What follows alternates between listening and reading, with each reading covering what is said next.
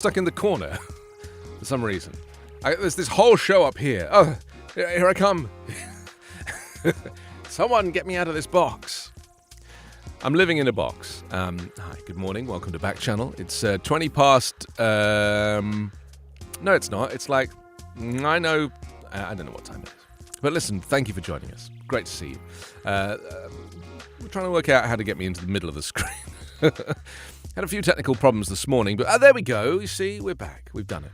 I'm Anthony. I'm in Los Angeles, California. Carla's in London. We are communicating to you through the magic of Backchannel. You can communicate to us as well. If you have an Echo Show, that's the best way to kind of showcase this technology. Just wake up your Echo Show, say the word "say," and then your message. And then you can chat with us here, and it just comes up on my screen. It's really kind of amazing. So, you know, welcome to the new and improved Backchannel space. If you don't have an Echo Show and you want to chat, then just go to backchannel.tv. It's a web browsing space. You can put it on your phone, on your desktop, on your laptop, and you can type messages to your heart's content. And then there's also YouTube as well, where you can follow the show. The live stream is there, and you can comment in the usual way. This morning we're going to look at the shooting in Brooklyn. Several people shot in New York City subway, and talk a little bit more about the timing of that, especially with Biden's announcement yesterday about guns. Joe Manchin blasted the Biden administration and Federal Reserve for not moving quickly enough to address inflation. When will it end? We'll investigate that a little further. And also, on this day, in 1912, on April the 11th, Clara Barton, the American nurse and founder of the American Red Cross, died of tuberculosis at 90. We'll look at the life of a visionary. I was thinking about the Red Cross yesterday because, of course, they're doing such good work in Ukraine. And certainly outside Ukraine, you know, at all the borders, in Poland, setting up these, you know, triages and food kitchens, and it's amazing. And I really do feel like that's a good place to kind of donate if you want to donate. We're also going to look at this morning's newspapers as well and see what's happening across the United States, see, where we're at, and see how the newspapers kind of present the day. Let's go to Boston first. The Boston Globe is top of the list. They lead with Ukraine girds for massive assault. It says Austria's chancellor visited President Vladimir Putin of Russia on Monday, the first Western leader to see him in person since the Ukraine invasion, and said he came away feeling not only pessimistic about peace prospects, but fearing that Putin intended to drastically intensify the brutality of the war. Describing Putin as dismissive of atrocities in Ukraine, the visiting Chancellor, Karl Nehammer, said it was clear that Russian forces were mobilizing for a large-scale assault in eastern Ukraine's Donbass region, the next phase of a war now in its 7th week. The battle being threatened could not be underestimated in its violence, Nehammer said in a news conference after the 75-minute meeting at Putin's residence outside of Moscow that the visitor described as blunt and direct. The Austrian Chancellor said he told the Russian president that as long as people were dying in Ukraine, the sanctions against Russia will stay in place and will be toughened further. The Kremlin, playing down the meeting's significance in a terse statement, said only that it was not long by the standards of recent times. So they just diminished the duration of the meeting. That's all they cared about, the duration rather than the content of it. A world apart, families bound in tragedy. This is a story about a lawsuit blaming a dam for a deluge that overwhelmed boys and drowned some Saudi students in Boston. Yeah, I mean, it's just terrible, really. This is the reality of a lot of, you know, this goes back to infrastructure, but also a lot of things. Let's go to Mississippi now, to the Sun Herald. 7-Eleven doesn't plan gas station on Mississippi coast, it says. Forget about a Slurpee for now, since 7-Eleven doesn't have plans to build on the coast yet. The information reported about 7-Eleven is incorrect. There are no plans to develop in Biloxi, a spokesman for the company said on Monday. There has not been any involvement with Darden or the developer. Darden was the company that operated the former Olive Garden on the site of US 90 at Dubai's Road in Biloxi. The restaurant was demolished during Hurricane Katrina. Well, if that's all they've got to worry about, that's a good thing, isn't it? You know, whether or not there'll be a 7-Eleven there. There's a cannabis festival coming to downtown Biloxi on April 23rd. It's called Cannabis Festival Mississippi. It's raised some eyebrows on the coast. Natalie Bonner, one of the festival organizers, says people commonly react along the lines of, "You can't have a marijuana festival in Mississippi, that's illegal." So what are they missing? While the event's name may conjure images of Woodstock, there won't be any consumption of illegal substances there, although you still have to be 21 or over to attend. It's kind of cool. I mean, I just think anywhere that marijuana is legal, it should be celebrated, And I still can't quite get used to the fact that I live in California, which is a state where marijuana has been legal for about, 5 or 6 years. And it's just so normal now, You just get used to the smell of weed in the air, and it's just normal, The only thing you have to be a little wary of is that sometimes people's driving is quite erratic. And you put that down to the fact that they're just a bit high. With COVID mission over, Pentagon plans for next pandemic. Yes, COVID-19 patient was in respiratory distress. The Army nurse knew she had to act quickly. It was the peak of this year's Omicron surge, and an Army medical team was helping in a Michigan hospital. Regular patient beds were full, so was the intensive care. But the nurse heard of an open spot in an overflow treatment area, so she and another team member raced the gurney across the hospital to claim the free space first, denting a wall in their rush. When she saw the dent, Lieutenant Colonel Suzanne Colby, the leader of the Army team, knew the nurse had done her job. Interesting. So yes, they've basically been assigning military doctors to assist in certain areas. And this is at Signature Healthcare Brockton Hospital. Also on the Sun Herald, a story about Ukraine. Mariupol mayor says siege has killed more than 10,000 civilians. Yes, the mayor of Ukrainian port city of Mariupol said on Monday that more than 10,000 civilians have died in the Russian siege of his city, and the death toll could surpass 20,000, with corpses that were carpeted through the streets. Speaking on Monday, the mayor, his name is Vadim Boychenko, he also said Russian forces brought mobile cremation equipment to the city to dispose of the bodies. Wow. I mean, this really is terrifying. And I was reading some more stories this morning, which I'm not even going to repeat because they were too terrifying about what was going on, Echo has joined us. Welcome, Echo. Nice to see you. Maryland is in as well from New Hampshire, and Stacy asking if I'm ready for the lunch hour. Yes, I am. If you have an Echo show, you can do the same as Stacy. You just wake it up, say, and then your message, and it comes through to me here. Okay, next up on the newspapers, as we review the papers zigzagging around the United States, is the Commercial Dispatch from Columbus, Mississippi. 18 alleged drug dealers arrested on Monday. Narcotics officers seize meth, cocaine, heroin in sweep. Well, that'll keep them busy over the weekend. Mississippi governor signs bill expanding inmates' work release. This is interesting. It's a work release program for non-violent inmates from 1 county to 3 counties. Republican Governor Tate Reeves signed House Bill 586, and it will become law on the 1st of July. It says dignified work has the potential to offer new beginnings, in a statement announcing his signing. The Rankin County Sheriff was already authorized to let inmates work outside of the county jail during the final year of their sentence. The new law says the sheriffs in Harrison County and Lee County also can create a program. Each sheriff can choose up to 25 inmates to participate, and inmates choose whether or not to do so. While working outside jail, each inmate can earn money, must have a bank account. They can use some of the money for incidental expenses. Up to 25% of what they earn can help pay fines, restitution, fees, or support of independence. I mean, I'm interested to know how much money they're going to make in these jobs. I'm interested to know if these jobs are the equivalent pay to non-ex-cons or convicts. Because my fear is that this is just a kind of glorified way of enabling slavery, slavery of former criminals. And by slavery, I mean like slave wages. So I'm just really interested to know whether or not they're earning the same as the people that they're working with, or whether they're earning significantly less, in which case they're basically slaves. No mention of that on the Commercial Dispatch. Be the first question I would ask. Are you getting paid like a regular living wage? Or are you getting less because you live in a you live in a prison.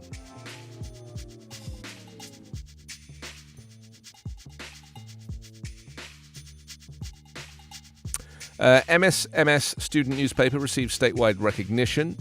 Students at Mississippi School for Mathematics and Science are once again setting the bar for other public high schools in the state. The student newspaper, The Vision, was recently recognized as News Publication of the Year by Mississippi Scholastic Press Association under the direction of Carl Smith, former Dispatch reporter. Isn't that fun? So there we go. That's how the Commercial Dispatch looks this morning. Let's jump into the Kansas City Star for those that are in the Kansas region. I have a friend from Kansas. Here we go. Yes, 9 new lawsuits claim torture, starvation and abuse at Agape School. This is 9 new lawsuits have been filed alleging abuse at a Southwest Missouri boarding school. And 5 staffers are facing criminal charges for assaulting students. The civil suits were filed by former students from California to Massachusetts who attended Agape boarding school in Stockton from March 2015 through June 2019. They accuse Agape boarding school and Agape Baptist Church, which oversees the school, of negligence, infliction of emotional distress and battery by staff and fellow students. Some of the abuse, the suits allege, involved torture and starvation. It says for nearly 3 decades, students at Agape boarding school have experienced emotional, mental, physical and sexual abuse, said Ryan Franzier, one of the plaintiff's attorneys, in a statement to the Star on Friday. Today, we filed for petitions in Cedar County for 9 of those victims to pursue justice for the trauma they endured and to have their voices heard. I mean, it's just crazy that with all that we know now and how educated we are on, systemic abuse at educational establishments or in church establishments or similar, that this stuff is still going on. But it is everywhere, all the time, A photograph of firefighters working to extinguish a fire at a house after a Russian attack in Kharkiv in Ukraine on Monday. The headline, Mariupol mayor says siege has killed more than 10,000 civilians. Same story. Khan's freed from prison after murder charges dropped. This is a Kansas City man walked out of a South Central Missouri prison on Monday, days after Jackson County prosecutors said they would not retry him for a 2003 murder because of insufficient evidence. The guy spent 18 years in prison after he was convicted of armed criminal action of first-degree murder in the killing of 24-year-old Larry White, who was shot to death in Kansas City. His release comes after a several-day delay as his family waited outside of the prison. Earlier this month, the Missouri Supreme Court determined an eyewitness account was not disclosed to Khan's defense team in what's known as a Brady violation. The court threw out Khan's convictions and directed prosecutors to decide whether to retry him. I mean, look, if they're letting him out and if he's innocent, then I really hope that they're going to sue or that he is going to get paid some damages. Because, yet again, another black person held in prison for 18 years in this case. The guy's 52 now. He's literally lost the best years of his life. And if there's insufficient evidence now, there was definitely insufficient evidence at the time.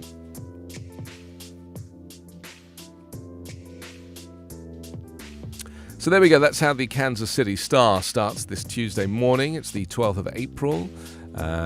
Let's move into the Missoulian for Missouri. Wind flurries return. It says mounting winds and sub-freezing temperatures are creeping into Missoula as winter holds its grip on western Montana. Damaging winds whipped through northwest Montana on Monday, starting in Missoula and working their way up to the Canadian border. I'm just seeing if there's any mention of climate change here. No. Heavy snow was predicted to hit the Bitterroot Valley, but should largely be avoiding the Missoula area. Since as of Monday afternoon, Hamilton had amassed 4 inches of snow. Yeah, no mention of climate change. Nothing. Because, it's April. It's April. I don't think it should be snowing. A judge rules against DEQ. The Montana Department of Environmental Quality failed to properly review plans and impacts of a proposed copper mine on a tributary to the Smith River, Montana District Court Judge Catherine Bigeray has ruled. The court finds that DEQ's decision to permit the Black Butte copper mine was arbitrary, capricious, and unlawful, Bridgeway wrote in her 18th of April decision. The Smith River State Park's statewide significance as an iconic recreational experience that is coveted by many Montanians and out-of-state visitors prompted the legislature to pass a Special Management Act in 1989. As a result of these protections, as well as the high public demand to experience the Smith River's exceptional fishing and recreational opportunities, it's Montana's only river subject to a recreational permitting program. There's so much suing goes on in this country. Like every article has got someone is suing someone. And I'm not used to it because it doesn't happen in the country that I'm from. And so it becomes this is why everybody you meet is a lawyer, or they've started as a lawyer, or they're retraining as a lawyer. Everyone's a lawyer, even like, TV news hosts. Chris Cuomo and any of these people that are, hosting shows, they're all lawyers. He doesn't have a show at the moment, that guy. City Council hamstrung on housing, it says. Missoula is hamstrung, calf-roped and bound and gagged by the state legislature when it comes to imposing rent price controls, real estate transfer tax, or banning Airbnbs, according to Mayor John Engen and County Commissioner Josh Slotnick. They were speaking at a City Club Missoula forum on Monday, entitled State of the Community 2022, Building a Future for All of Us. They were joined by University of Montana President Seth Bodnar and County Commissioner Dave Strohmeyer. See, they've all become stars now that they've got their names in the newspaper, superstars. And now they've got a mention on Backchannel as well. It's amazing. Robert's dropped in. Stacey says, Anthony, I agree with you. Lots of no names in the room as well today, so nice to meet you. State judges psychiatric patient transfers. It says patient advocates fear the Montana State Hospital could fall further into a tailspin as the state-run facility is poised to lose federal funding for services starting on Tuesday because of repeated failures to maintain health and safety standards. In interviews on Monday, mental health professionals gave a grim picture of the availability of beds elsewhere in the state for patients who may have to relocate from the state-run hospital due to the loss of funding. Because of the end of reimbursement for services by the Federal Centers for Medicare and Medicaid for people covered by either of those insurance programs, state officials said on Monday they're exploring transfers for some patients. So there we go. Interesting. Very interesting. Okay. That's the Missoulian for you. Should we go to Nebraska? I like Nebraska, Thank you for joining us, by the way. Lots of people dropping in on the chat. You're welcome to do that. Lots of people named no name, but, you're all welcome. If you want to put your name, then obviously that's more fun because then I can mention you, give you a mention. So, give that a try too. You can get in touch with your Echo show. You just wake it up, say the word say, and then your message. Alternatively, you can type your way to us with backchannel.tv. Just put that into any web browser. And finally, YouTube has the option to watch the show live. Just put my name and Backchannel, and you'll be able to see the live stream. And you can comment in there as well. So lots of ways to get in touch. The Beatrice Daily Sun next. Newspaper survey. Nebraskans concerned about retaining workers and affordable housing. Yes, Nebraska voters are inundated with advertisements, yard signs, and text messages from political candidates. Much of the messaging, particularly among this year's crop of gubernatorial candidates, is centered on topics such as illegal border crossings or critical race theory. But other topics, and ones that hit closer to home, are top of mind for Nebraska voters. Nebraskans who responded to Lee Enterprises' survey, which included the Kearney Hub, said they cared most about attracting and retaining workers, affordable housing, and school funding. The survey, which was conducted online from late February to mid-March, asked participants to rate a dozen topics on a scale of 1 to 10, with 10 the most important. Nearly 900 individuals responded. So there we go. Also, 2 arrested for drug possession after weekend traffic stops. Two Wymore men were each arrested for drug violations following separate weekend traffic stops in Beatrice. Just after 7 p.m. on Saturday, a Beatrice police officer who was dispatched to a complaint of a black Pontiac sedan with no license plates that was not maintaining its driving lane. There we are. And professional wrestlers bring bouts to Beatrice. Yes, a photograph of two guys, Brian Blade, an MWA champion, and Sean Hot Stuff Hernandez, emerged victorious over Levi McDaniel and Van Johnson. The tag team match was the main event of the show. Who doesn't like a nice wrestle? I mean, the jury's out as to whether wrestling is real or not. Do you ever think about that? Do you ever think, is this real? They're not really hurting each other. They seem to know all the moves. I don't know. Something not quite right about wrestling. When they hit the ground, that ring, it's just so soft. It pings back. I don't think anybody really gets hurt. No one got hurt from wrestling. I think it's just, it's theatric, isn't it? It's just a theatrical thing to enjoy. Okay. Let's ping on to something else for you. The record from New Jersey next. If you're in the New Jersey area, then this one's for you. It says, parallel pandemic, Patterson schools using COVID funds to put a focus on mental health for students and staff. Middle school boys in matching polo shirts and navy pants gathered on a recent morning in their Patterson School No. 7 classroom to breathe deeply and talk about their feelings and how to cope with them. Interesting. Using COVID funds to put a focus on mental health for students and staff. New Jersey legal weed sales take step forward. 13 of the state's existing medical marijuana dispensaries will soon be able to sell legal weed to any adult over 21 years of age after they receive crucial approvals from the state on Monday. Which is good. And then that same story about the Mariupol mayor saying that the siege has killed more than 10,000 civilians. And then finally, what do we have here? Oh, the Courier. They lead this morning with poll finds New Jersey residents split on self-service gas option. This is because of, isn't it about, I think currently everybody in New Jersey gets their gas delivered for them. 54% of those polled said they support having a self-service gas option as long as there is still a full-service attendant available, while 43% oppose the self-service idea entirely. About 60% are opposed to eliminating full service. New Jerseyans looking for a self-service option seem to want it for the convenience, not because they expect to save money. I mean, isn't that the problem with having an attendant pump your gas, is that you have to wait for the attendant to become available? I mean, this whole thing is crazy, really, if you think about it. I mean, why is even having someone pump your gas a thing? I appreciate that it's like a tradition, because when gas first appeared at the pump, then obviously an attendant was the person that pumped it, but there was hardly any cars.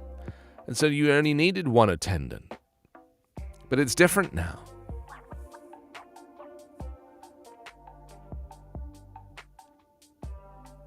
I remember in London, there was one service station that I went to that had an attendant. Just one. And he was a kid, I don't even know if he was working for the company or not. But he was pumping everyone's gas and getting tips and stuff, Attempts to offer self-service at the pump in New Jersey have been unsuccessful over the years. But what does that mean? People just won't get out their cars? People just literally pull up and wait? And it's this is self-service. No. In February, Assembly members Carol Murphy, Ned Thompson, Annette Shaparo introduced a bill that would allow self-service but require a full-service attendant at stations with 4 or more pumps. An informal poll conducted by reporters at NorthJersey.com and the USA Today newspaper network, it said of 120 New Jersey legislators found that 23 were against the bill, 15 in favor and 23 unsure. 58 didn't respond. Yeah, because it's silly. It's just silly. Come on. This is not normal. Huntington Commissioner Holt resigns, leaving a legacy of fiscal conservatism over more than 15 years. Matt Holt announced he is resigning from the Huntington County Board of Commissioners. Well, good. Good riddance. Take you and your conservatism and spend it somewhere else, or don't spend it somewhere else. And Johnson Park Zoo to close, some animals to relocate. Yes, apparently the animals have got new jobs. It says the Johnson Park Animal Haven will close, with some animals relocated to other zoos or sanctuaries, while some may find a new home nearby. Middlesex County unveiled a three-pronged plan last week for the future of the zoo in Johnson Park on River Road, which was flooded during Hurricane Ida last September. The plan comes following a report done by French and Perello Associates and zoo advisors who were hired in December to study the entire Middlesex County park system with a focus on its 3 animal havens. It says most of the animals will be moved to sanctuaries or taken to zoos in other county parks. County Administrator John Pulamina said about a dozen animals will be moved to a new facility to be built next to East Jersey Old Town as part of a new and historic animal husbandry program. Lovely. Angelo's popped in from Virginia. Angelo, hi, welcome to you. If you want to chat to me, just say the word "say" and then your message once you've woken up your Echo show. Natalie's joined us. Amy's in Tennessee. Bryson is with us as well, and likely Impala. Thank you for spending your morning with Backchannel. We're here every day. You just have us sitting in your kitchen or wherever we happen to be, chatting away about the news and answering your questions if you have any.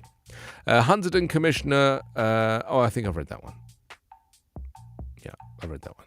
So there we go. That's the Courier News for you on this Tuesday. Wonderful. Okay, let's see what's next. The Daily Journal is next up. It's been a long road is the headline. Governor Murphy touts affordable housing at SJ Mall and statewide. Yes, he came to a future affordable housing site on Monday at Moorestown Mall to praise a new federal law that will allow the state to supercharge production of lower-income housing and address project backlogs in the state. Murphy's fiscal 2023 budget, unveiled last month, would use $305 million in federal money and $40 million from the state to accomplish those goals through his proposed Affordable Housing Production Fund, creating more than 3,300 new affordable housing units within 43 developments statewide. The effort to create housing specifically for low and moderate income residents began more than 50 years ago in a black community within the adjacent Mount Laurel and led to the Mount Laurel Doctrine, a state court decision that outlawed exclusionary zoning, provided and required municipalities to provide their fair share of affordable housing. Interesting. Okay, let's see what else we have.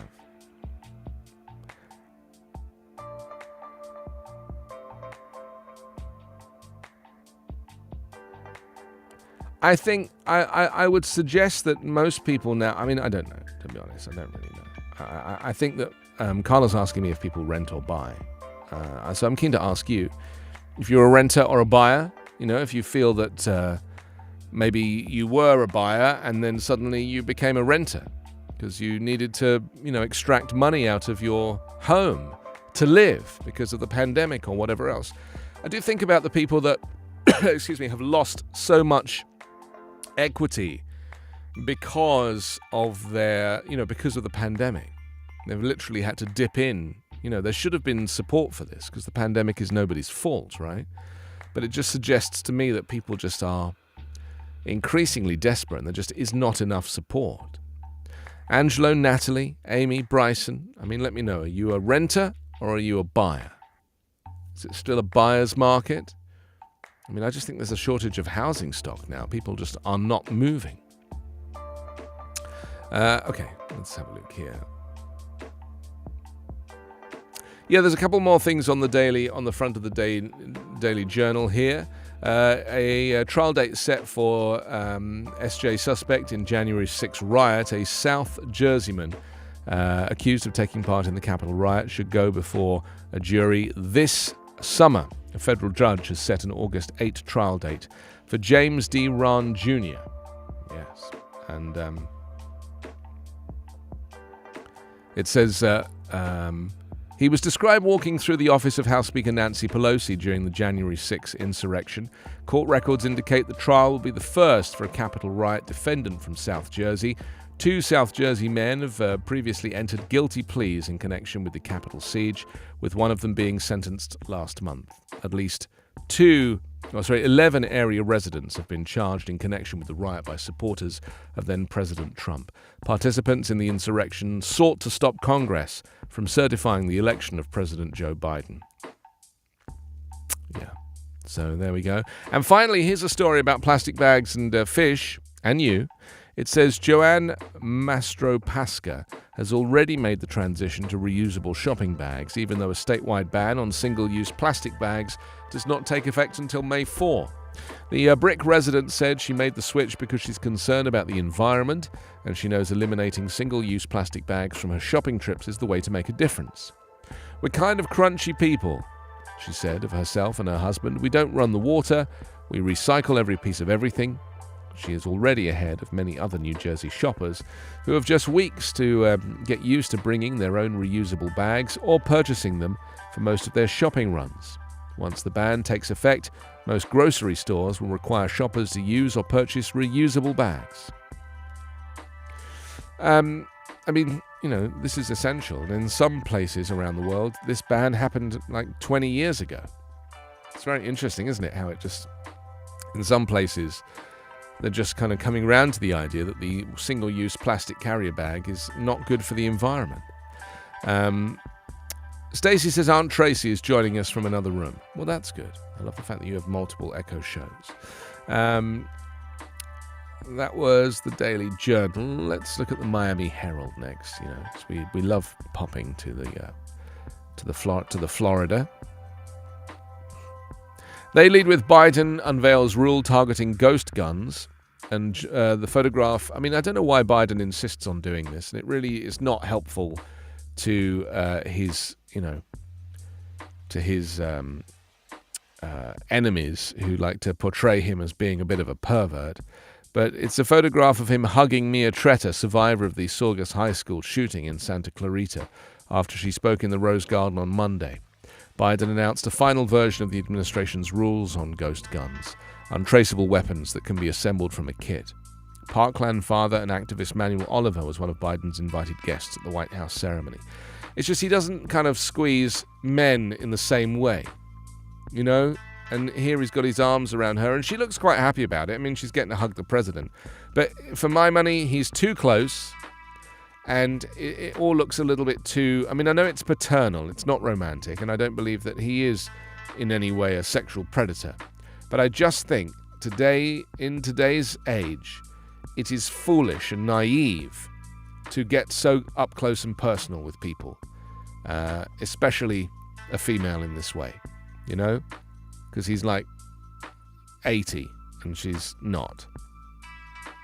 Would you agree, Carla? Do you think that's inappropriate for the president to be hugging somebody in that way and be photographed like that on the front of the newspaper? I just think it's too risky, because the problem is Fox News will take that and they will show it and they will go, look, it's pervert Grandpa Joe again.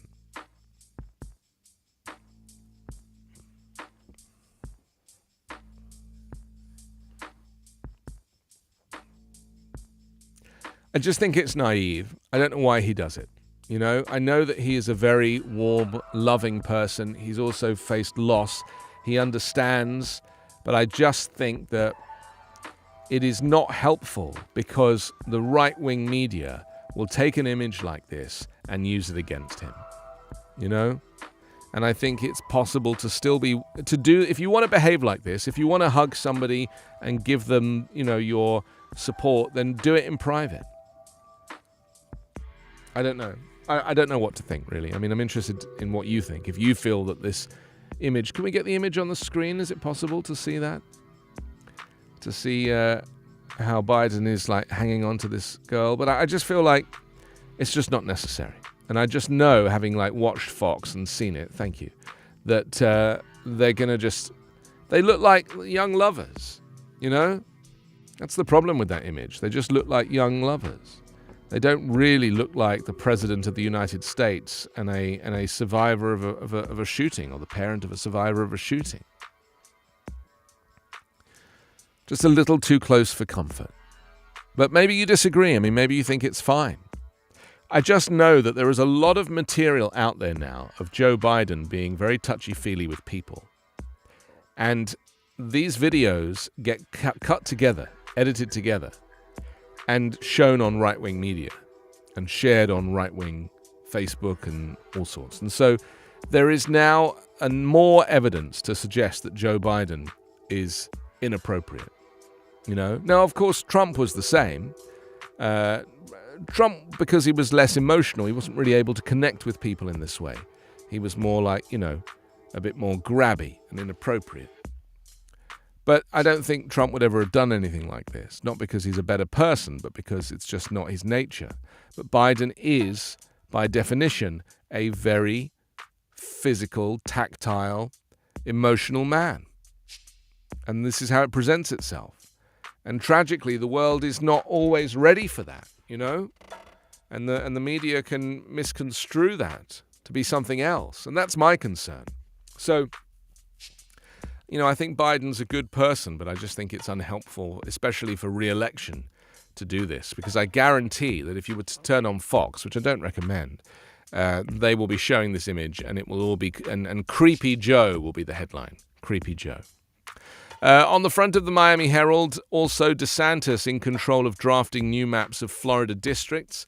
It says, in a highly unusual move, Republican legislative leaders on Monday deferred to the governor to draw a new congressional map in an apparent attempt to appease the governor and dissolve intra-party tensions over the redistricting process in Florida. The decision, announced jointly by the Senate President Wilton Simpson and House Speaker Chris Sprouse, comes 2 weeks after DeSantis vetoed a congressional map approved by the legislature and called state lawmakers back into a special session to craft a new plan that would be to his liking. I mean, that's just fascism, isn't it? That's basically what that is. That is, deferring to the governor on this. They're waiting for him to provide a new congressional map. In the past, the legislature has taken the lead in redrawing congressional district lines. But of course, you got to appease the supreme leader. County studies racial gap in contracts with local firms. Study on racial gaps in Miami-Dade County's $3 billion contracting budget will be completed next year, said Mayor Daniela Levine Carver on Monday, setting up a possible court fight over programs to help minority firms win bids for county business. At an event on small businesses, Levine Carver announced a disparity study was underway by her administration after a similar effort led to no changes under the previous mayor, Carlos Jimenez. So there we go. And also Russian students are turning in teachers who don't back the war.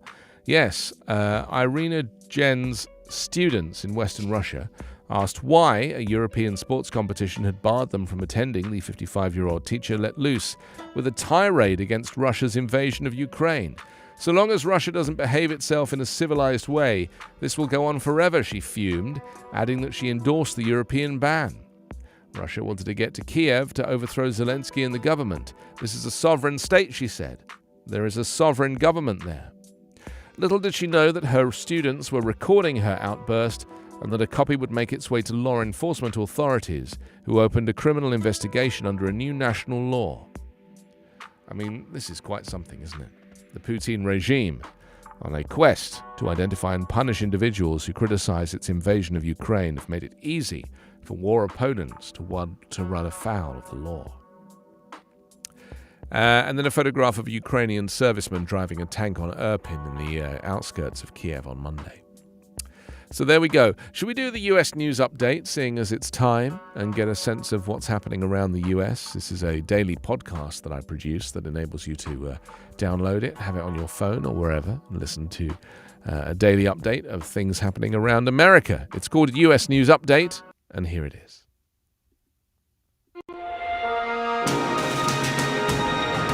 It's Tuesday, April 12. From the Volley Network, this is your daily US News Update. I'm Anthony Davis.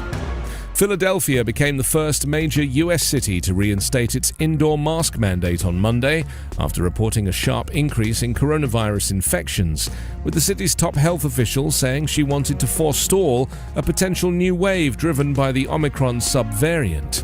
Confirmed COVID cases have risen more than 50% in 10 days, the threshold at which the city's guidelines call for people to wear masks indoors, said Dr. Cheryl Bettigol, the health commissioner. Health officials believe the recent spike is being driven by the highly transmissible BA.2 subvariant of Omicron, which has spread rapidly throughout Europe and Asia and has become dominant in the US in recent weeks. President Joe Biden on Monday took fresh aim at ghost guns without serial numbers that are increasingly cropping up in violent crimes as he struggles to break past gun control opposition to address firearm deaths. Speaking at the White House, Biden highlighted the Justice Department's work to finalize new regulations to crack down on ghost guns and announced the nomination of Steve Dettelbach, who served as a U.S. attorney in Ohio from 2009 through 2016, to run the Bureau of Alcohol, Tobacco, Firearms, and Explosives. For nearly a year, the ghost gun rule has been making its way through federal regulation process. Gun safety groups and Democrats in Congress have been pushing for the Justice Department to finish the rule for months. Gun Owners of America vowed it would immediately fight the rule. Biden promised the new regulations would save lives. Your daily US news update is part of the Volley Network. To hear my live daily morning show, ask your Amazon Echo device to open Backchannel. There it is, the US News Update. You can get it wherever you get your podcasts. It's just after 10. This is Backchannel. I'm Anthony Davis. Welcome to you if you're joining us on the chat. Andrea's with us, Angelo, Natalie, and Amy as well. Bryson, likely Impala, Robert, Stacey, Maryland, Echo. Thank you for spending your morning with us here on the Backchannel, and you're welcome to hang out for as long as you can. As we work our way through the morning newspapers, looking around the United States and seeing what's happening. We've been looking at the Miami Herald. We also want to talk about some of the things happening across the country. There's a manhunt underway right now for a gunman wearing a gas mask and MTA clothing who opened fired and detonated explosive devices on a Brooklyn subway during today's rush hour. I don't think he's been found yet. This was updated a little while ago. 16 people were injured, at least 8 of them shot in the shock incident that unfolded at around 8:30 this morning at the 36th Street and 4th Avenue station in Sunset Park. As crowds of New Yorkers commuted to work in Manhattan, the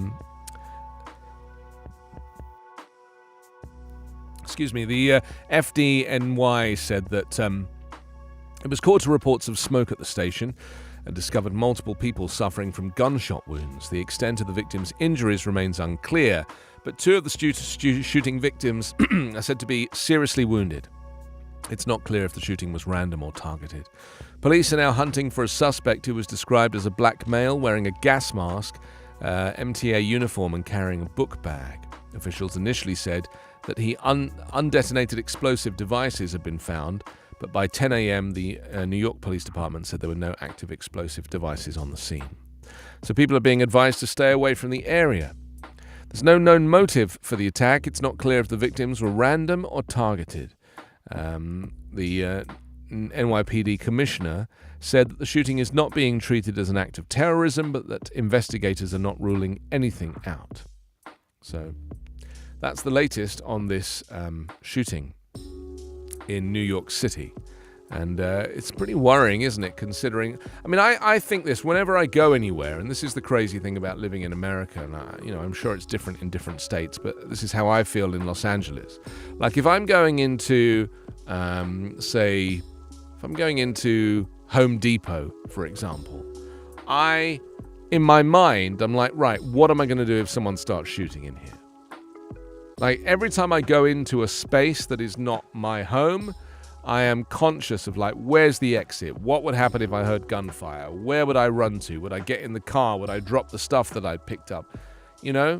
I mean, that's my feeling, is like, don't wait around. Don't, like, hide behind anything. Just get the hell out of there. And why is it that I have to think like that? Why is it that I have to, live in a country where firearms are so prevalent that I have to constantly be thinking about how to save my life in the event of something happening? And if I'm out with my kids, I think about this. How do I protect my children in this instance? It's very interesting, isn't it? It's like a whole new genre to take on. In England, I mean, we have a big stabbing problem in London, especially, with knives. Knife crime is very prevalent in the UK because guns are not, and so knives are the next best thing. And the problem with knives is that even a kitchen knife will suffice. And so, it's not really a case of how do we stop knives from being on the streets. I mean, you should see when the police do an amnesty and they take knives off of people anonymously, they often place photographs in the press of the weapons that they've confiscated, and there's a lot of kitchen knives there, And this is Biden's story, really, about yesterday about ghost guns. It's the same. It's like these are like household items that make a weapon.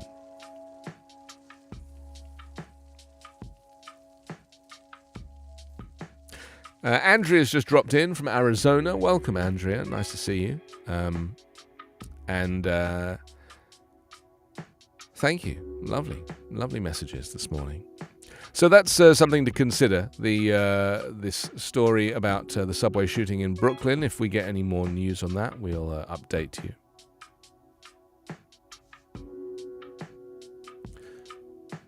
Okay, here's the press conference that the New York Police Department are having about this shooting right now. Let's see if we can listen in.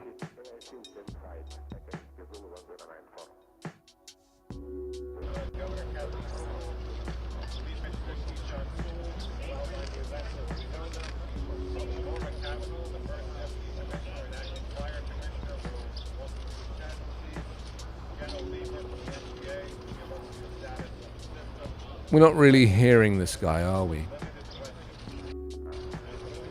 Yeah.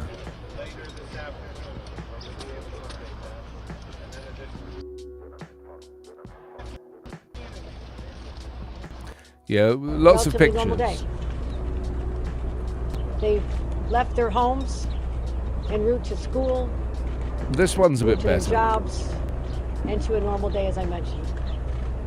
That sense of tranquility and normalness was disrupted, brutally disrupted, by an individual so cold-hearted and depraved of heart that they had no caring about the individuals they assaulted, and they simply went about their daily lives. This individual is still loose. This person is dangerous. They're asking individuals to be very vigilant and alert. You'll get more reports on specificity as the day goes on. So this is an active shooter situation right now in the city of New York. I just got off the phone with the mayor. He's recovering well. He is monitoring. He's actively engaged in this situation to let him know that the people of the entire state of New York stand with the people of this city, this community, and we no more mass shootings, no more disrupting, no more creating heartbreak for people, just trying to live as normal New Yorkers. It has to end, and it ends now. And we are sick and tired of reading headlines about crime or the loss of a teenage girl or a 13-year-old. It has to stop. I'm committing the full resources of the state to fight this surge of crime, this insanity that is seizing our city, because we want to get back to normal. It has been a long, hard 2 years.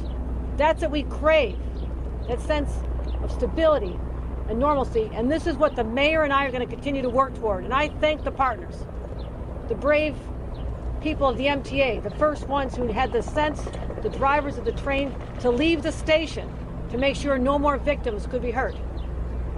The NYPD, FDNY, state police, everyone involved in this has one purpose, and that's to stop the insanity of these crimes. You'll hear now from our fire department. I want to thank them for being there to help us diffuse a volatile situation. But we give continued reports as this unfolds. Again, we ask them to be careful, be cautious, report what you see. It is likely that someone out there listening to this is going to help us lead us to that individual. You have a description of what they're wearing. You know the details. But this is the day we pull together as New Yorkers, united in a common purpose to say no more. And that is what I'm going to continue to do as the governor of the state of New York, working with our local partners right here. Thank you. There we are. That's was that the deputy mayor? I think so. Or it might be is that the New Jersey mayor? Yeah, she was very good. But obviously, you know, any kind of gun crime is devastating. And, you know, I think that it's just the regularity of these types of crimes that are happening, you know, across the US and certainly in New York State, that are causing frustration for people, because it's like, when will this end? And so why is it here in America we have this block, don't we, between people knowing that having guns on the streets and too many guns is the problem, and yet you also have people wanting to get them banned, you know, or have gun control. And then at the same time you have people that are so pro-guns, aside from the NRA, but, you know, the Gun Owners Association as well, they just won't have it. You know, they cannot emotionally connect the gun deaths with gun ownership. Oh, that was Kathy Hochul. She's the governor of New York. She's the one who took over from Andrew Cuomo. That's right. So there we go. She was very good, wasn't she? She's very, very, very passionate, which is kind of amazing to see that kind of level of, you know, passion for her city.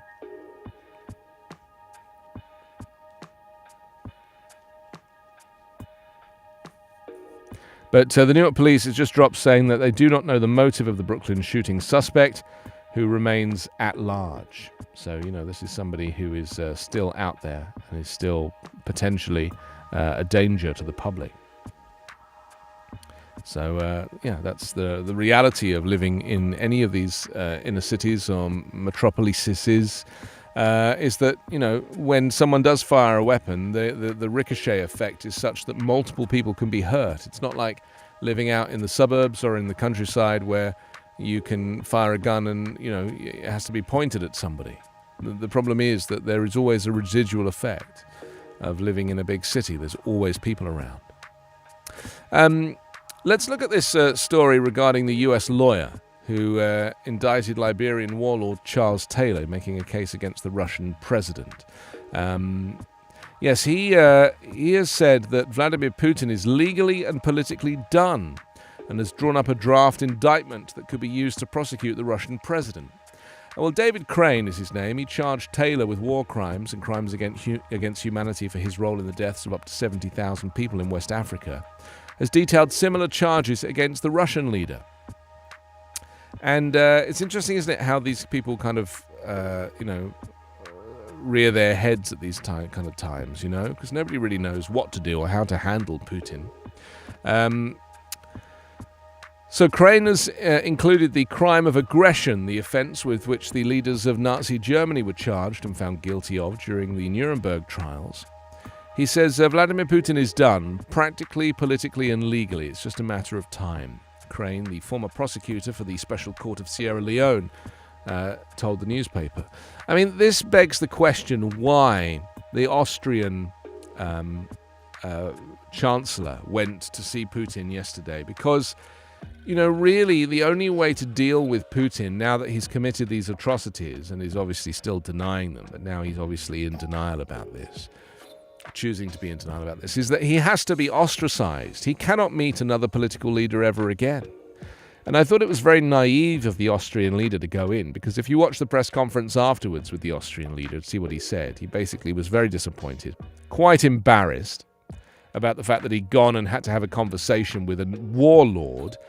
What did he think he was going to do? Putin was going to go, you know something, love? You're right. I'm so sorry. What a mistake. I'm going to stop instructing my military to execute and rape and bury in shallow graves the innocent people of Ukraine. Is that what he was thinking he was going to say? And Austria is too small a country. It's not even a nuclear power. It doesn't even have much of a military. How it can seek to kind of act as some kind of peacekeeping force is impossible. Putin won't even respond to anything from anybody. So I thought that was pretty silly, to be honest, and he looked a little bit silly, and all he did was confirm what we already knew, that Putin is nuts and doesn't care for life or death or anything. He cares nothing for these people and for the loss of life that he is inflicting upon people. Cares nothing at all.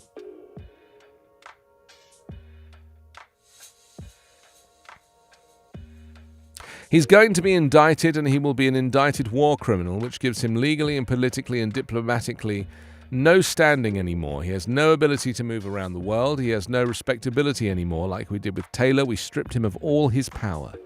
He added, this is, of course, we're talking here about David Craig, who's the American lawyer.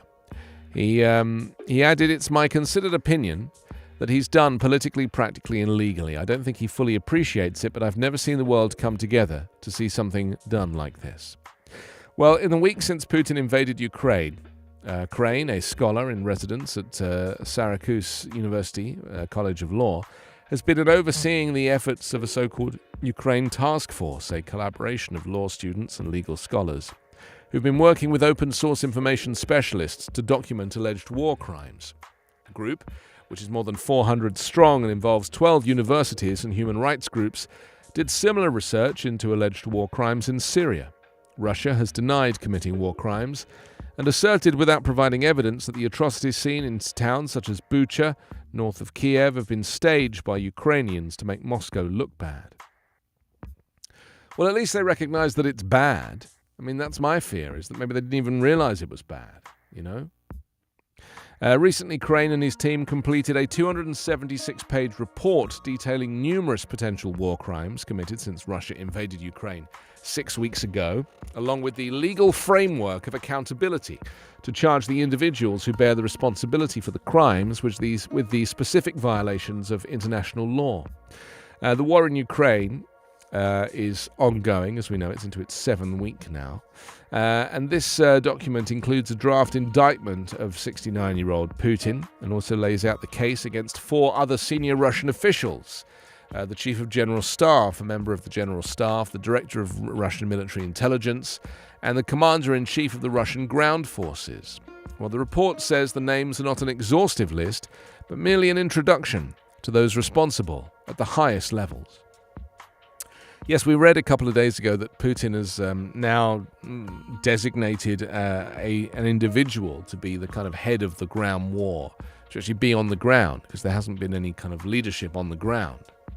And so he's sending one of his decorated military generals in to kind of take charge of that. The report says since the invasion, Ukrainian citizens are forced to endure kidnappings, property destruction, starvation, terror, shellings, and murder at the hands of the Russian Federation. He says, as is consistent with the complex and intricate history of Ukraine, Russia once again seeks to assert its dominance and control of the territory in wanton violation of international law and Ukrainian sovereignty. There is no clear violation of the laws of humanity. At its most basic elements, international law and the law of humanity establish self-determination and self-expression of a people as fundamental rights free from infringement by foreign powers. Well, Ukraine President Volodymyr Zelensky has for several weeks described what is happening to his country as war crimes and has called for a Nuremberg-style tribunal to prosecute those responsible. Today, as a result of Russia's actions in our country in Ukraine, the most terrible war crimes we've seen since the end of World War II are being committed, he said in a virtual address to the United Nations Security Council earlier this month. Russian troops are deliberately destroying Ukrainian cities to ashes with artillery and airstrikes. They're deliberately blocking cities, creating mass starvation. They deliberately shoot columns of civilians on the road trying to escape from the hostilities. Well, Karim Khan, who is a prosecutor at the International Criminal Court in The Hague, said at the end of February that he had opened an initial investigation into potential war crimes. Meanwhile, the UN Human Rights Council, which is based in Geneva, has established a commission of inquiry. Biden has called Putin a war criminal and said he should be held accountable. But because the US is not a member of the International Criminal Court, after US politicians repeatedly rejected joining as they feared American citizens could be tried. Yeah, I mean, isn't that the worry here, the contradiction, is that there's a lot of Americans that took part in various conflicts over the years, not least, Vietnam or, some terrorism, white nationalist terrorism, that suggests that people like Kyle Rittenhouse, for example, could be hauled up at the International Criminal Court. Because Kyle Rittenhouse's case would not have the same outcome that it had in a conservative courtroom at the International Criminal Court. Just wouldn't. Reports suggest the Biden administration is currently trying to juggle support for Ukraine while not becoming too supportive of any prosecution at the ICC. Charles Taylor, who's now aged 74, was found guilty of 11 charges at the UN-backed Special Court for Sierra Leone in The Hague in 2012. He was sentenced to 50 years in jail and is currently serving that sentence at Her Majesty's Prison Frankland in County Durham in England. In addition to the thousands killed, countless others were raped or tortured and millions of people driven from their homes. The war dragged on for more than a decade, from 1991 through 2002. The former Serbian leader, Slobodan Milosevic, was also charged with war crimes. He died in his cell in 2006. Crane, who's 71 himself, acknowledges the 2003 invasion of Iraq was illegal and says a case could be made against both George W. Bush and Tony Blair for the hundreds of thousands of people killed.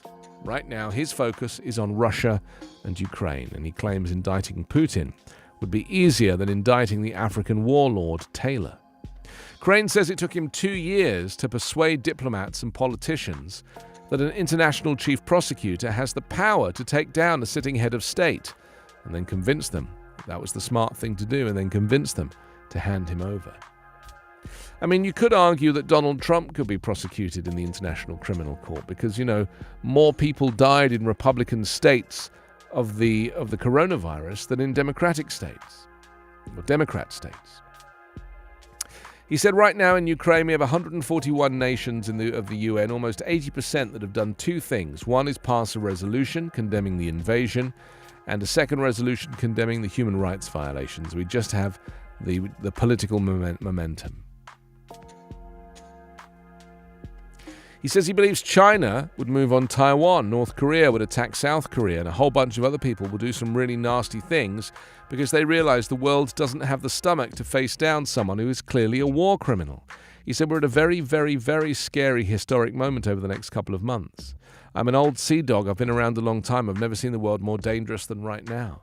I mean, that's the same thing as what Noam Chomsky said the other day. Did you read about that? That was very interesting. I can show you this because I have it right here. Here's the US professor who's now 95.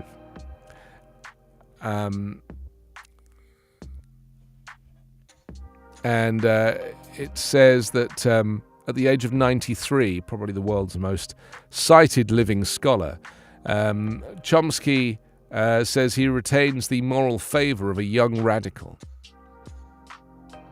And he talks about, this is the after the publication of Chronicles of Dissent, a collection of interviews between Chomsky and the radical journalist David Barsamian from 1984 to 1996. But the backdrop is the war in Ukraine, a subject about which Chomsky is unsurprisingly voluble. He says it's monstrous for Ukraine. In common with many Jews, Chomsky has a family connection to the region. His father was born in present-day Ukraine and emigrated to the US in 1913 to avoid serving in the Tsarist army. His mother was born in Belarus. Chomsky, who's often accused by critics of refusing to condemn any anti-Western government, unhesitatingly denounced Vladimir Putin's criminal aggression. He added, but why did he do it? There are two ways of looking at this question. One way, the fashionable way in the West, is to plumb the recesses of Putin's twisted mind and try to determine what's happening in his deep psyche. The other way is to look at the facts. for example, that in September, the United States came out with a strong policy statement calling for enhanced military cooperation with Ukraine, further sending of advanced military weapons, all part of the enhanced program of Ukraine joining NATO. He said, "You can take your choice. We don't know which is right. What we do know is Ukraine will be further devastated, and we may move on to a terminal nuclear war if we do not pursue the opportunities that exist for a negotiated settlement." He said, Putin is as concerned with democracy as we are. If it's possible to break out of the propaganda bubble for a few minutes, the US has a long record of undermining and destroying democracy, he said. Iran in 1953, Guatemala in 1954, Chile in 1973, on and on. He said, but we are supposed to now honor and admire Washington's enormous commitment to sovereignty and democracy. What happened in history doesn't matter. That's for other people. It's very interesting, isn't it? He's kind of using the United States as an example of our hypocrisy. He observed that in 1990, if the Nuremberg laws were applied, then every post-war American president would have been hanged. And regarding Joe Biden, he said it's certainly right to have moral outrage about Putin's actions in Ukraine.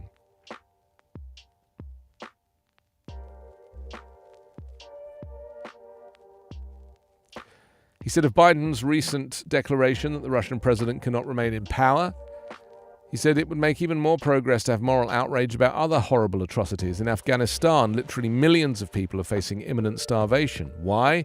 There's food in the markets, and people who have little money have to watch their children starve because they can't go to the market to buy food. Why?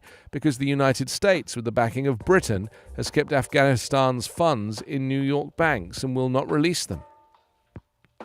Chomsky's contempt for the hypocrisies and contradictions of US foreign policy will be familiar to anyone who has read one of his many books and pamphlets. His first political work, American Power and the New Mandarins, published in 1969, foretold the US's defeat in Vietnam. But he's now perhaps most animated when discussing Donald Trump's possible return and the climate crisis. He says, "I'm old enough to remember the 1930s. And memories come to mind," he said, in a haunting recollection. "I can remember listening to Hitler's speeches on the radio. I didn't understand the words. I was 6, but I understood the mood, and it was frightening and terrifying. And when you watch one of Trump's rallies, that can't fail to come to mind. That's what we're facing." He says, because of Trump's fanaticism, the worship base of the Republican Party barely regards climate change as a serious problem. He said that's a death warrant to the species. It's very interesting, you know. I got a lot of time for Chomsky. Got a couple of his books. He did a documentary called Requiem to the American Dream, and I have the accompanying book, and I do recommend that. It's very interesting. Zida has joined us. Welcome. Joyous Perch is in as well. Possible Elephant, Wilma, Spotless Dinosaur, Tough Peacock, YouTube, Angel, Spiteful Dragonfly. Welcome. Tough Peacock's in California. Nice to see you. Thank you for spending your morning here with Backchannel. So much on the go. We're discussing the fate of the world.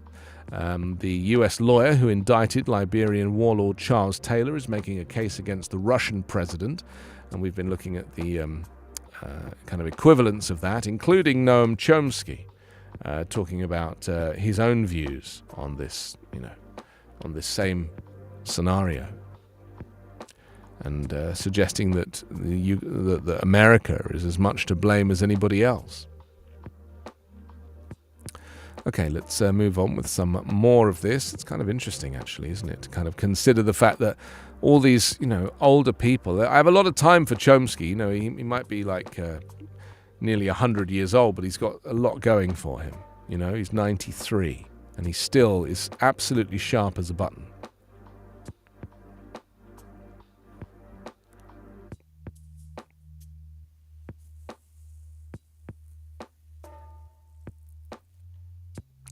Let's do the US news update and have a little listen to what's happening there. This is a daily podcast that we make, and if you want to download it, you can get it wherever you get your podcasts. It's from the Volley Network, and it's called the US News Update. Here it is.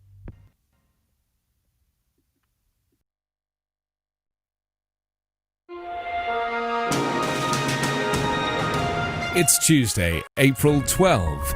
From the Volley Network, this is your daily US news update. I'm Anthony Davis.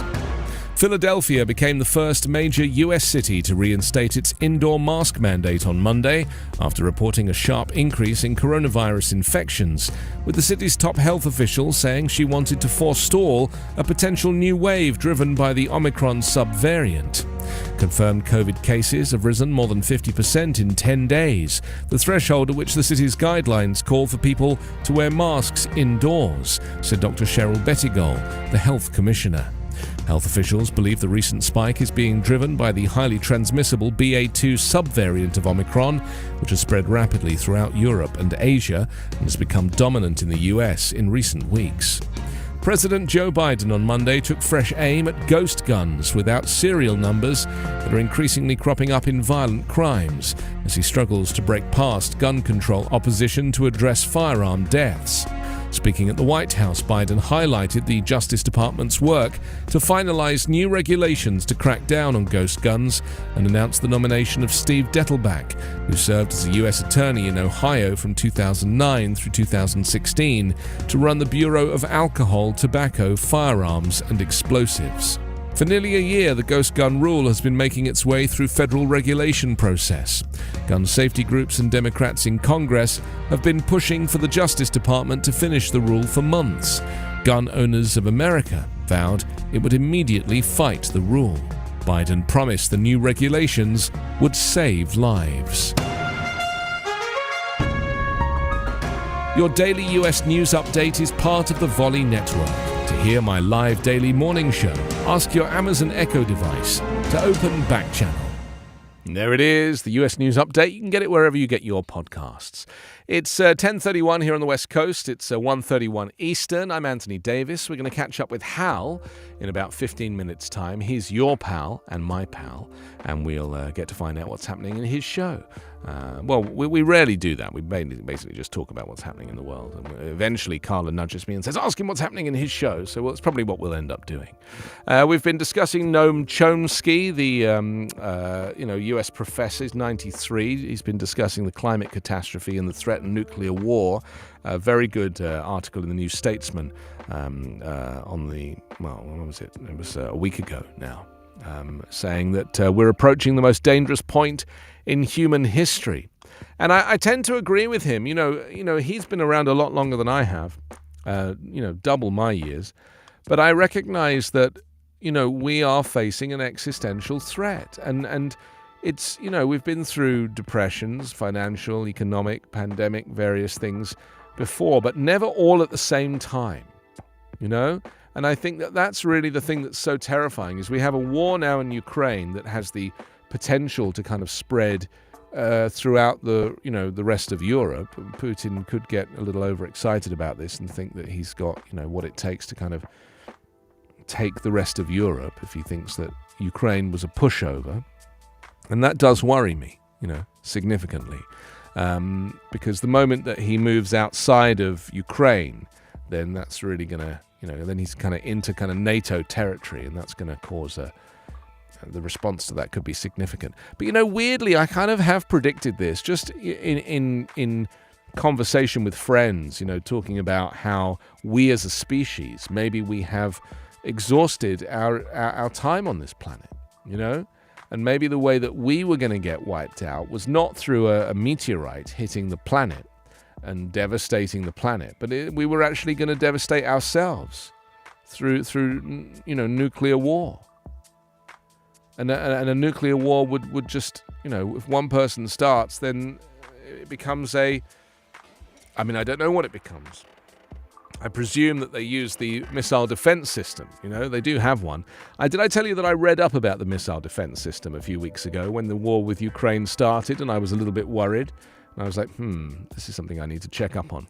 And it turns out that the US missile defense system, which is supposed to be able to kind of destroy an inbound nuclear weapon, is actually crap. It just doesn't work. And it's short of investment.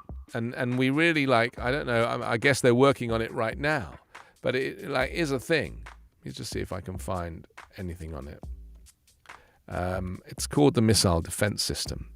It's a system that provides any defense against missile type, conventional or nuclear, by any country.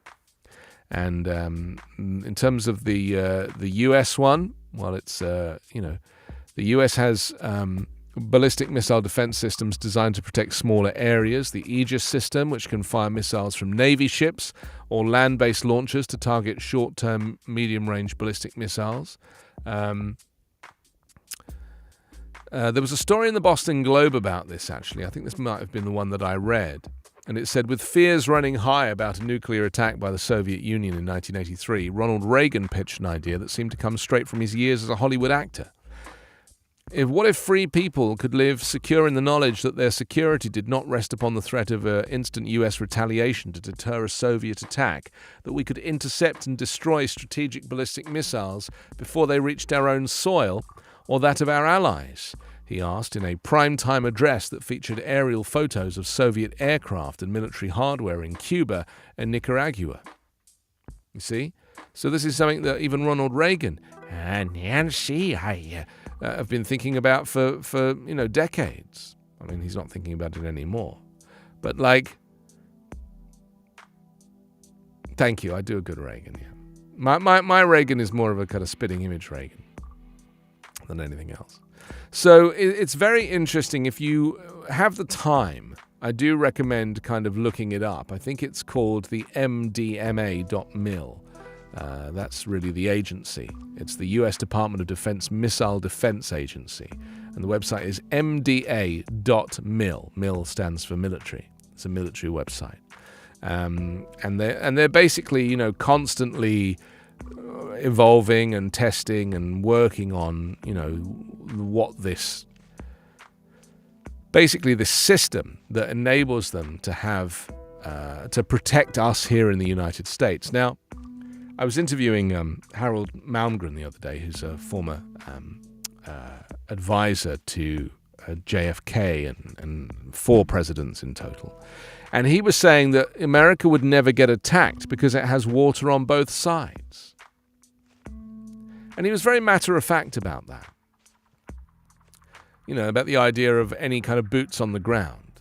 And I suppose that's a good point. If you've got an ocean on both sides, the chances of being attacked in that way are just not really possible. But that doesn't stop missiles from coming our way, does it?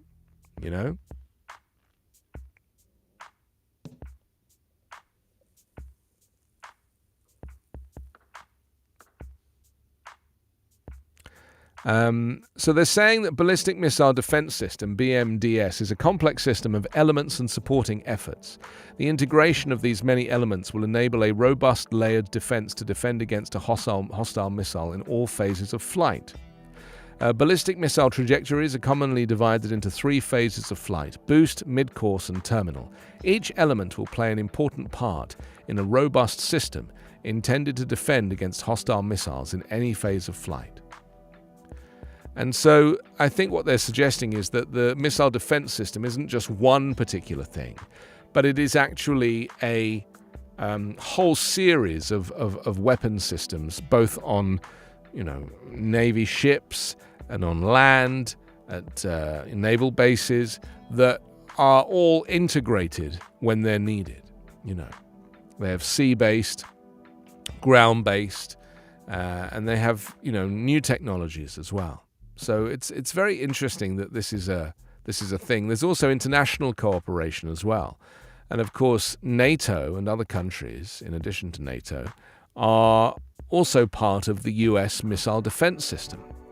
Right? So if somebody fires a missile towards America, it's not just America's missile defense system that is going to intercept it, but it's actually one of the allied countries. So it could be Czech Republic or Denmark or France or Germany or Italy or the Netherlands or Norway or Poland or Romania or Spain or Turkey or even the United Kingdom.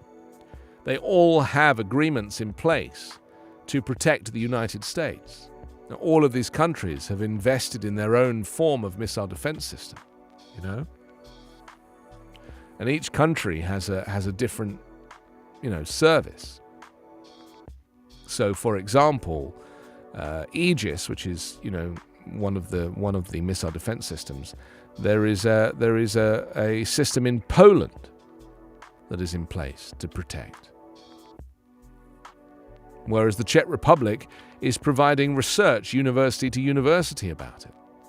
So the cooperation isn't just kind of in terms of weaponry, it's also in terms of like data. Joyous Perch has joined us. Welcome. First time on the show. Nice to see you. Thank you for joining Backchannel. Zida is here, and Miraman, welcome from New Jersey. We were just discussing New Jersey earlier. We were talking about the shooting, but also looking through the morning papers in that area as well. So welcome to you. If you're new to Backchannel, then it's lovely to see you. Do you pump your own gas in New Jersey, or do you just sit in the car and hope that it happens by magic? Be nice to know. If you're, because we were discussing earlier the poll that suggested that people don't really want to get rid of attendance, you know? They're just kind of happy just to kind of leave it as it is. We're going to talk about Joe Manchin. I don't know if we've got a huge amount of time for him today, but he's basically criticizing Biden for half measures and rhetorical failures, searching for where to lay the blame for sky-high inflation numbers. The highest numbers today in 4 decades. Crazy, right? So... Sri's just popped in from Colorado. Hello, Sri. Welcome. No Name says hi. Hi. Nice to see you. Because I want to talk, just before we talk to Hal in about 4 minutes' time, I want to talk about Clara Burton. Clarissa Howlow Barton is her full name, known as Clara. One of the most honored women in American history. Guided by an intense devotion to helping others, she forged a bold path of service to help those in need. And as founder of the American Red Cross, Clara is considered a visionary whose humanitarian spirit helped change the world.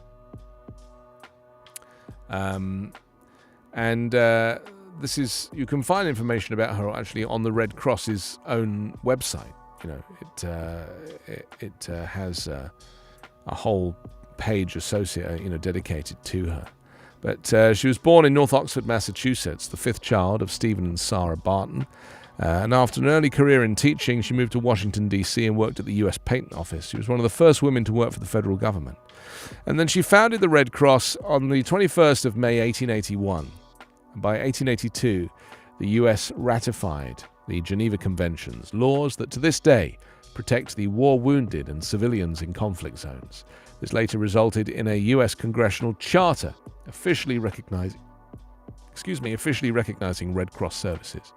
Well, Clara Barton served as Red Cross president for 23 years, retiring in 1904. After a lifetime of service, she died at her home in Glen Echo, Maryland on the 12th of April, 1912. And to this day, Clara's legacy lives on, reflecting the spirit of Red Cross volunteers and employees. Because of one woman, Clara Barton, the American Red Cross, brings help and hope across the nation and around the world. And I mentioned earlier that I was, looking into Ukraine and seeing how the Red Cross is so essential in the work that they're doing. And, it's hard, isn't it, when you're donating to think of kind of trustworthy organizations. I always worry when I donate, like how much of this money is actually going to get to where it needs to go. And the reality is that, organizations like the Red Cross are very frugal with their own spending, and they do put as much of the money as possible into the cause that you are hoping to support. So, yes, we're remembering today Clara Burton, who was the founder of the American Red Cross, and herself had a really very, interesting life and career, and, she worked, she was part of the Civil War. She participated there, establishing a national cemetery around the graves of the Union men who died in the Andersville prison in Georgia. And she tabulated a list of the dead during the imprisonment of 30 military men. And Barton identified the graves of nearly 13,000 men and helped raise the U.S. flag over the Andersville grounds at their dedication in 1865. I just think it's very interesting that, we've done this a lot when we've been celebrating people, that there is a huge amount of great work that often gets forgotten. We deal with the aftermath. We think of the Red Cross and we might say it in passing. But to really get your head around the fact that all of these things that are of interest, they were all started by an individual, invariably.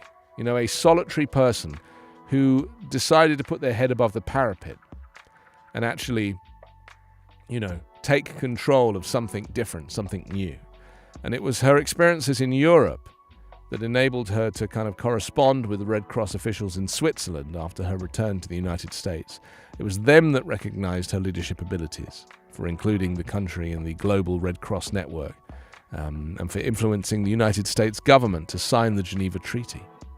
So there she goes.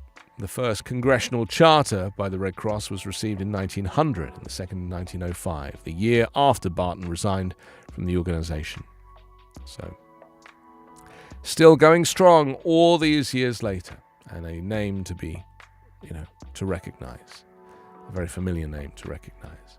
And there you are. You can see her on the front of the image, on the front of the screen, I should say. Okay, we're going to talk to Hal in just a moment, find out where he's at and see what's happening with him. And he'll jump in and join us as we pass the baton from show to show and celebrate the fact that, Backchannel is an ongoing activity through the day. Multiple hosts taking the reins and having conversations with you from the comfort of the Echo Show device. And that is the best way to communicate with the hosts here, because, of course, you don't have to touch anything. You can just wake it up, say the word say, and then your message. And you can chat back and forth in the usual way. So let's welcome him in. Is he coming from this side or is he coming from this side today? But either way, there he is. Hello, your pal. What's happening, Anthony? We're just, hanging out, having a chat, as it were. I'm fighting very a nice, cold, very nice. So I'm having to be I'm in low power mode today. Gotcha. Trying to save one's Got to energy. conserve a little bit. Exactly. Yeah, of course. You can still give 100%, but you do it with a little less of the guts and the gusto that is normally I know present. exactly what you speak. Let me ask you this: as a broadcaster, as someone whose body, their vocal cords are their instrument, do you do vocal warm-ups? Do you do any vocal warm-ups?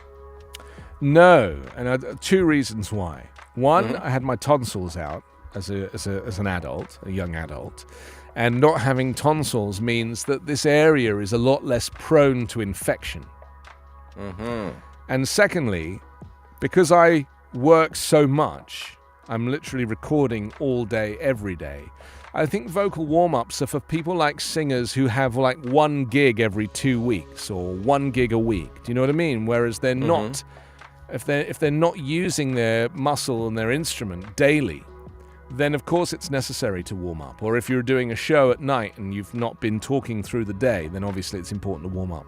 But because I am like constantly recording, the muscle is permanently exercised, so I don't need to do warm-ups really, other than have a cup of tea. Oh, sure.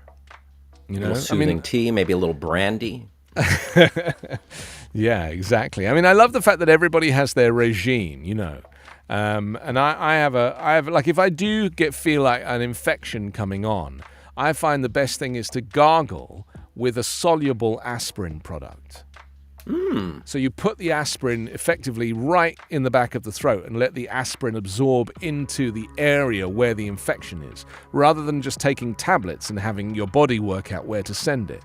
And you gargle and spit with a soluble aspirin, and I find that is an instant fix. Oh, lovely. I'll have to make note of that. Well, it just doesn't occur to some people, that they wouldn't think of it like that. They'd think you should drink it, but I don't recommend drinking a soluble aspirin. You gargle with it and then you spit it out. Otherwise, you're swallowing the infection. Noted. Anthony, what caught your eye in the news today? Well, the thing that I found most interesting, as we were talking a little bit about Noam Chomsky, and I'm a bit of a fan of his, to be honest, because, he's like one of these, he's like an old rebel, he's like an aged rebel. Yeah, great thinker.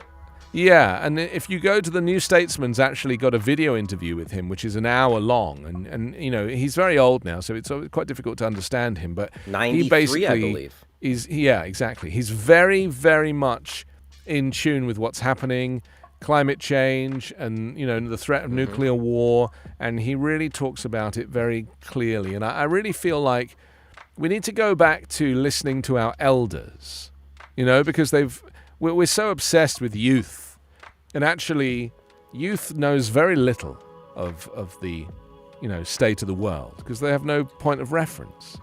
And True. Sometimes the oldies, the elders, they seem to kind of they're less inclined to kind of dramatize.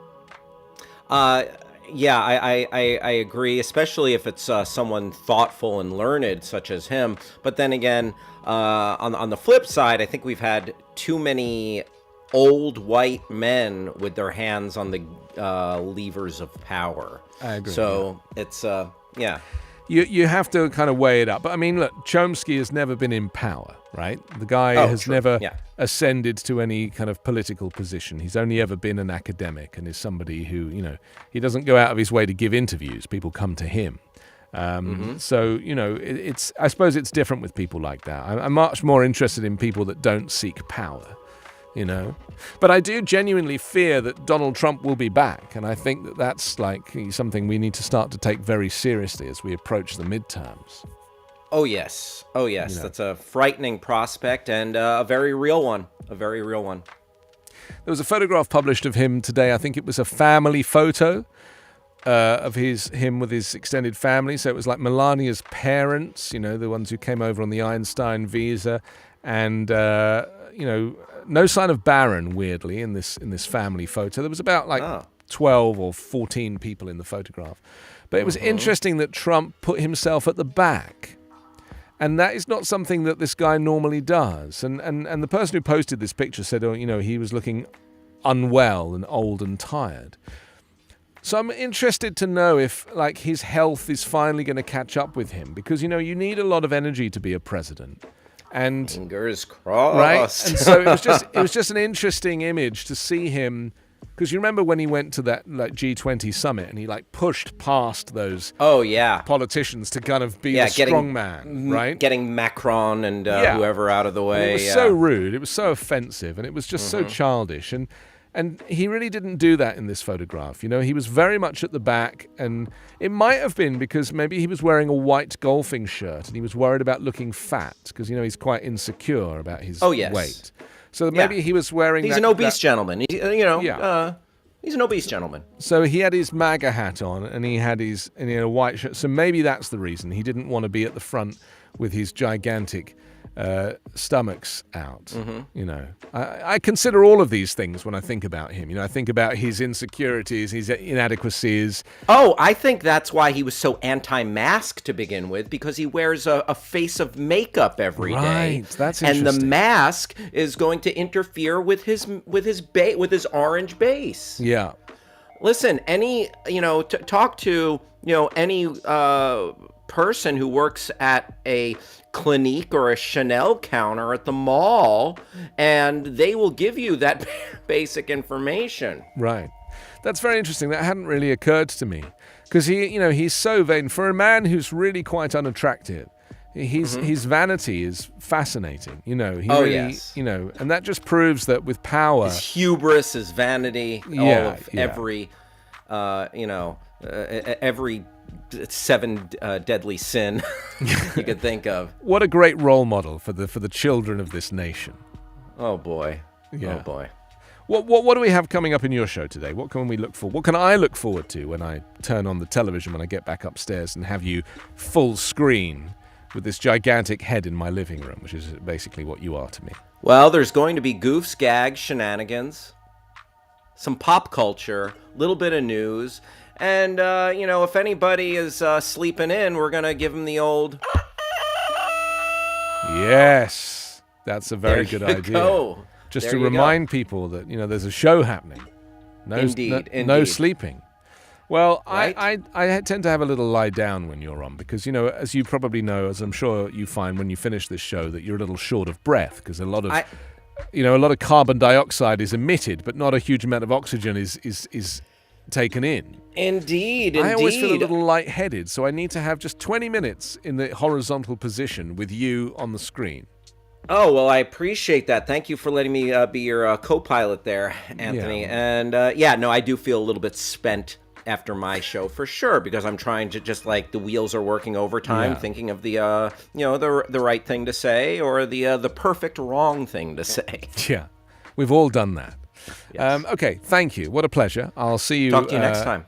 I'll see you next time. Yeah, take care. That's your pal, Hal. He's here next. Stay with Backchannel for him and the rest of our hosts throughout the day, and have a really great Tuesday.